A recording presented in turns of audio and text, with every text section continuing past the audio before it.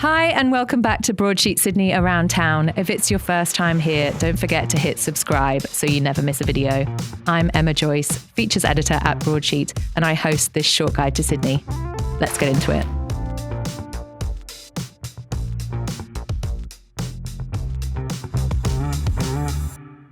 Nick, thanks so much for joining us on Broadsheet Sydney Around Town. We're having a conversation because you are one of the owners of Fishbowl, and it started out in, I want to say, is it 2016, the winter of 2016? Yeah, started in July 2016. And you now have 40 different Fishbowl locations. So it's a huge Aussie success story in terms of fast food or food you can take away. So I would love to talk to you about how it got started. If you can kind of take us back to how the three of you decided to come up with Fishbowl in the first place. 2016, Nathan and myself, who's one of the other co-founders, we were both at university together. We went to school together, and we always used to chat about business ideas and, you know, what we were going to do post-uni. Nathan had been to the States, and that kind of sparked an awareness for these QSR concepts that were popping up, and, the thought that maybe we could actually do something conceptual in the hospitality space. He came back to Sydney, sort of put the idea forward to myself. I obviously jumped at it, thought it was a great idea. And then we also partnered with Casper, who's actually one of our best friend's younger brothers. And basically the three of us opened the first location, Fishbowl, in July 2016 in Bondi.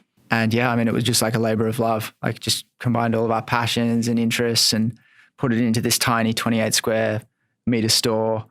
Opened in obviously Bondi Beach on like a cold winter's day. Didn't really do any opening promotions or anything. The whole concept in itself was so new to us and so fun as well, really. I can't imagine anyone who hasn't come across a Fishbowl now, but if people are listening who have never visited, it's like a salad bar. And raw fish is one of the main proteins that you can get as part of your salads. Yeah. When we opened, it was predominantly fish. So we had like 3 lines of seafood and tofu. Now it's obviously completely different. And, we only have salmon, but then we have, beef and chicken and lots of vegetarian options. So it's definitely expanded into like a fully fledged, I suppose like an Asian inspired salad bar. So we take a lot of like cues and, I guess flavor profiles from like Asian cuisine because we love it, like sesames, misos, all that kind of thing. And also everyone else loves it too. It kind of makes a salad like fun and exciting, and we were talking before you kind of sat down at the mic about how quick and how rapid the growth has been for your company, and not only that, but you also own other restaurants. You own Fish Shop in Bondi, which many people might have visited and know as a completely different concept. Would you mind just letting people know what it is that Fish Shop is all about? Yeah, so Fish Shop we opened about 2 years ago. That just, again, it's I suppose a restaurant in a more casual setting. So we want people to be able to come in like off the beach, get really great quality seafood, the kind of thing you could expect in like quite a nice restaurant, but we just want to do it at more accessible price points. So it's good atmosphere, casual dining, and just really local, like oriented. It's a small space in Bondi on like I wouldn't say a back street, but it was a back street when we took it. It was a street that got kind of redeveloped. Yeah. So yeah, down on Glen Eyre, 7 Ways. We've got Fish Shop. Next to it, we're actually opening a burger concept with Joel Bennett, the chef. Funnily enough, we opened Fish Shop with Joel a couple of years ago, and he's coming back on to join Nathan and myself just as like a creative culinary partner. So he'll be across Fish Shop and Burger Park, which is exciting. His style of cooking, like really simple, beautiful, fresh, like food, the exact kind of thing you want to eat. You just don't know how to cook. So I think like Joel's style connects really well with the demographic down there. And I think he just likes working a lot with seasonal produce and nothing too overdone, and that's kind of how we like it. Was there a decision to always stick with this concept of having bowls that you can customize? Is there a reason that it makes it really scalable as a business? Look, from the beginning, we wanted to do something that we could scale.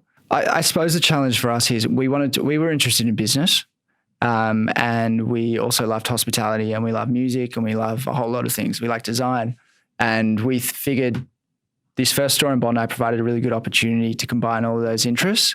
But we knew that whatever we did to be worth our time, it had to be scalable and it had to be conceptual. So we didn't want to have too many things on the menu. We obviously knew like core offering had to be clear and concise.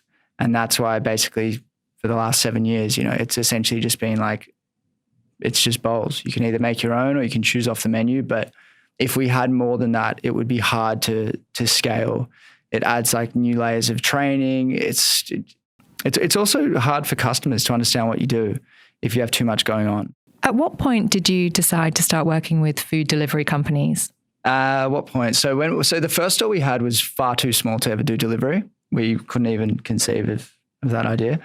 The second store that we had, Darlinghurst, was a little bit bigger, and it also wasn't as busy. We thought maybe the like attention that we'd garnered in Bondi would maybe translate to Darlinghurst. Obviously, we were totally inexperienced. We didn't understand just different behaviors or demographics, and obviously that wasn't the case. So we kind of quickly learned that actually in summer in Darlinghurst on Crown Street, where there really wasn't much around us at that point, people weren't just going to walk through the door.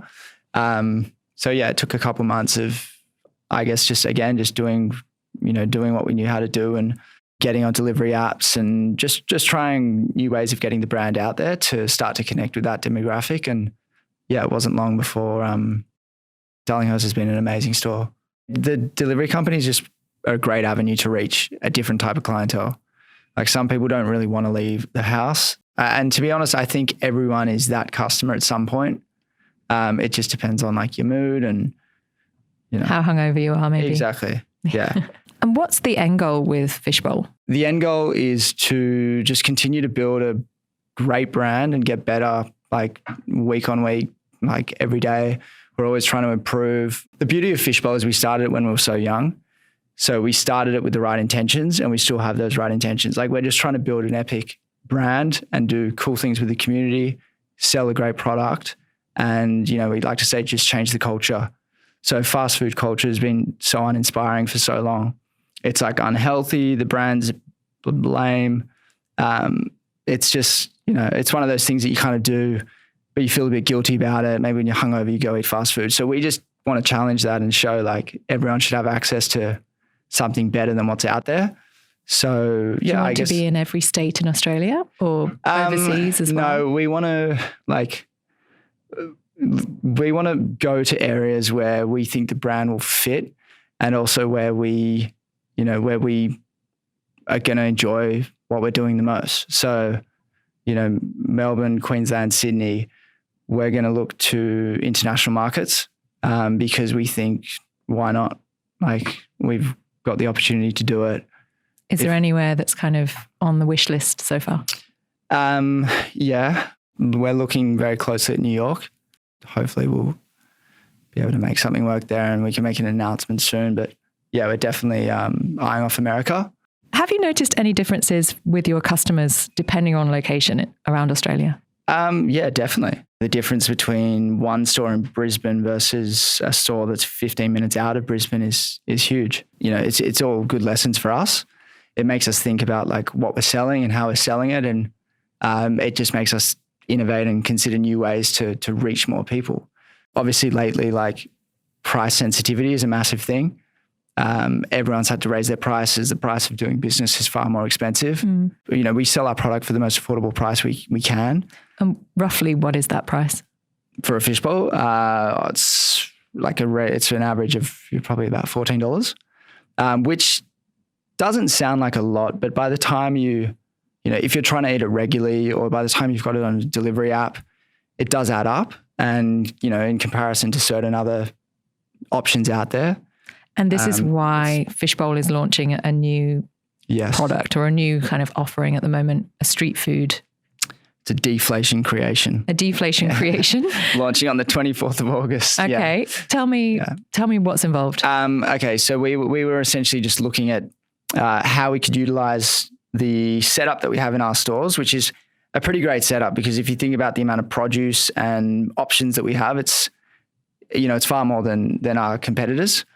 So what we've done is we've found like a simplified, more streamlined version of our bowls. So like less customization and essentially just cutting out all the vegetables and all that, all that choice. And we've created like a range of boxes, which is going to be a new category on our menu. It's called Street Food by Fishbowl. And, imagine like warm boxes with like your slaw, your rice, your protein, and your crunch from like $11.90. So it's just really affordable, quick.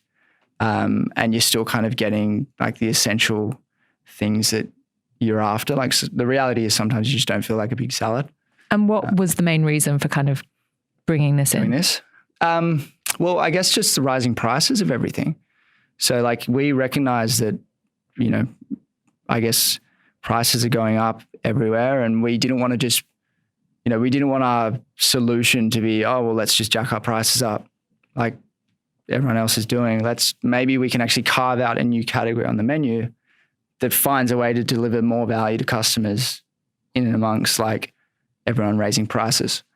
If there's anyone listening right now who maybe they're working in hospo, maybe they have visions of kind of starting something out themselves, maybe they're also in uni. Do you have any kind of advice for people who would love to be able to create something, maybe not like Fishbowl, but something of their own and get out into the industry as well? I mean, obviously there's an element of like what you experience in your own life is probably what a lot of other people are experiencing.